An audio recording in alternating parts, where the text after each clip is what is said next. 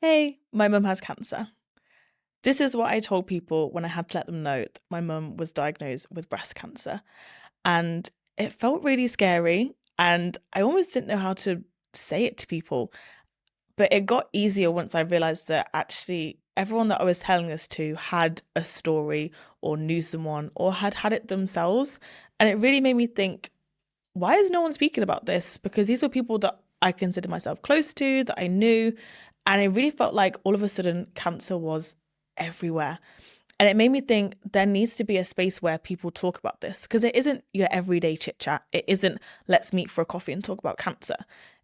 And this is now a space for people who have lived with or have experienced cancer to come and share their stories and to talk about what life is like before, during, and after cancer and how that impacts them and why it is so important that we speak about this because it's everywhere. And not to scare you or to make it like an impending doom, but it's so important to recognize the pain, the beauty, and the power that there is that comes with experiencing cancer. And I think it can be a really beautiful thing. And this space is designed to showcase those stories and to give a voice to those amazing people that have made it through the struggle and some of those amazing people that we've lost along the way. So, this is the Hey My Mum Has Cancer podcast. We're going to have some amazing, amazing guests, and I can't wait to take you all on this journey with me. I'm still learning. I'm still very new to this space. My mum's had cancer for 2 years now. I'm still learning and I'm still growing, and as is she, but we're on this journey together. Before I bring in all of these gorgeous, gorgeous guests, I thought it was really important that you get to know me and maybe I can get to know you a little bit too. So I am 25. I feel like I'm really pushing 30. And my name is Tegan. Some of you may know me. This might be the first time we're meeting, but it's great to meet you. And I moved to Manchester from a small town in the Midlands about 3 years ago. On paper, great town, lovely place to live. However, I kind of knew that I needed more. I wanted more. I needed more opportunities. I wanted to meet new people. So I made it really, really like a kind of life goal, like to get out basically. And moved to Manchester, never been here, didn't know anybody here. And I remember really vividly on the day that my stepdad dropped me off, just standing in an empty apartment in Manchester city centre. And I thought, oh, what have I done? Because I'm stuck here now. So I'd moved there to do my teacher training qualification and had so much fun. Like that first year of living in Manchester was an experience like no other. Met so many people, had a great time, and loved all my placements whilst I was doing my teacher training. That was fantastic. And I started getting more like back into my fitness and I was like, I want to start running. This was actually before the whole running craze hit, but I thought, I want to start running. And one thing about me, I don't know my way around anywhere. Anywhere I go, I'm going to use Google Maps. I don't know where I am. And I thought, I want to go for a run, but I had no idea where to run. If you're from Manchester, all I knew was Deansgate and Market Street. So I wasn't about to just run up and down Deansgate and Market Street. So I thought, how am I going to figure out where to run? Because I felt like I couldn't just run around with Google Maps. So I found a run club and I thought, let me go there. Let me see where they run. And then after that, I'll just run that route by myself. And I turned up and they were running a 10K. Like not running for 2 years and then running a 10K is actually a bit of a stretch. So did that and I thought, wow, this is actually fun. I had all intentions of never going back there. And I did the run, met people, and I thought, this is lit. I'm definitely coming back. And that was Made Running. Fast forward maybe 2 years, I actually now work for them. So I've gone from stealing their running route to an employee. But it was an amazing time and I met so many people, like all of my friends, like 80% of them I've met through Made.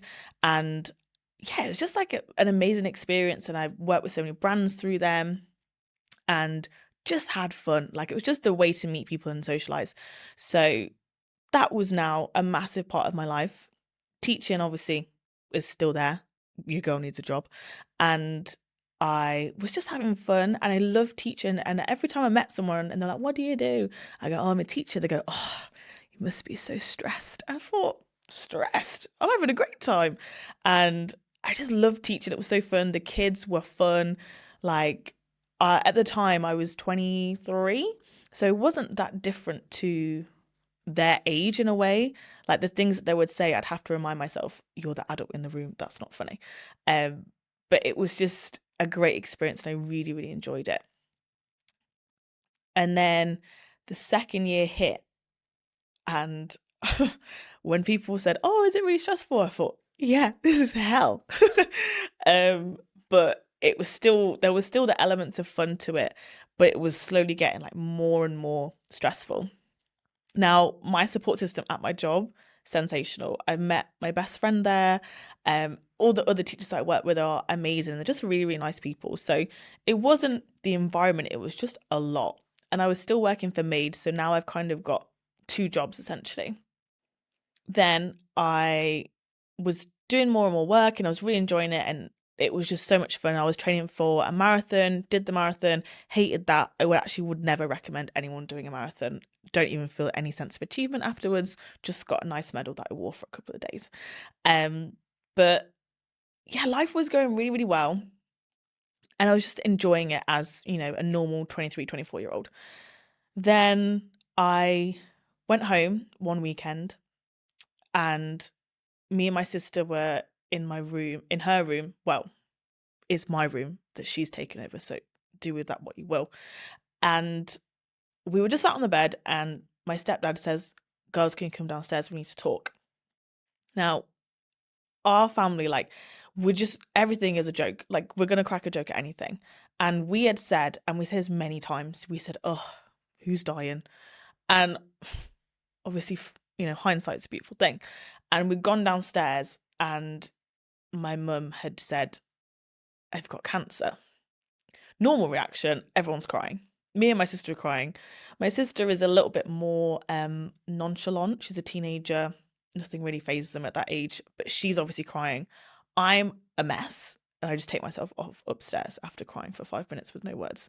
And I just kind of I sat on the bed and I thought, "Oh my days, this is hell. Like, whole world's come crashing down." Go back downstairs. We like talk it through rationally. What's going to happen? What's the next steps? Like, how long have you known, etc., etc. And we still don't have all the answers. She's still got to go through some more scans and things like that. And I'm just thinking, like, what? I'm just confused, and I'm still really upset. And because I'd gone home for a birthday, there's now that point where I've got to drive back up to Manchester. So I drive up to Manchester with Beyonce's album on, obviously. What else would it be? And I just remember sobbing the whole way. And I was thinking, this is so dangerous to drive like this. Made it home and I thought, oh, this is crazy. Like, how is this now my life? So then, you just have to go about your life. That's the weirdest thing, is like you can get the worst news possible, and then you just have to show up to work the next day. Like, "Hi, welcome to psychology." And it's such an odd feeling because you're just looking at everyone thinking, "Oh, if only you knew the weekend I'd had." And it was just such an odd feeling. So going about my daily business, doing whatever. I've told one of my friends because I work with her, and she was one of the first people I told. And then after that, I was kind of like, what do I even do with this information? But then I'd gone to Made Wednesdays, 5 a.m. It's like the most intense run. Like, everyone's there for a PB. It's great.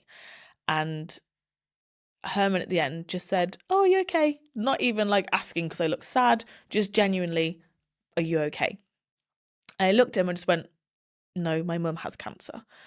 And I think the way I delivered that, of just really blunt and it is what it is, made it such an open conversation, because he just looked at me and went, "Oh, my uncle's had that, or is it going through that, experiencing cancer?" And we just had such a nice conversation, and it was so normal. There was no song and dance. There was no big hug or outburst. It was just two people who've experiencing something similar talking about it.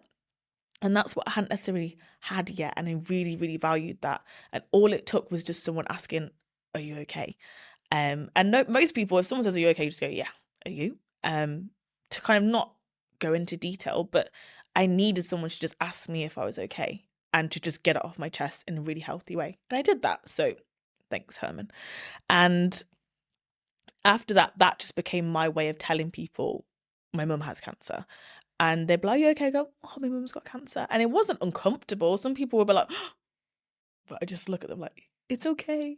But I think it was just nice to just say it in a normal way without someone making a fuss, and I could just tell people. Obviously, there's friends that I have that kind of live a bit further away, and I called them and I was like, "Look, girlies, this is the situation."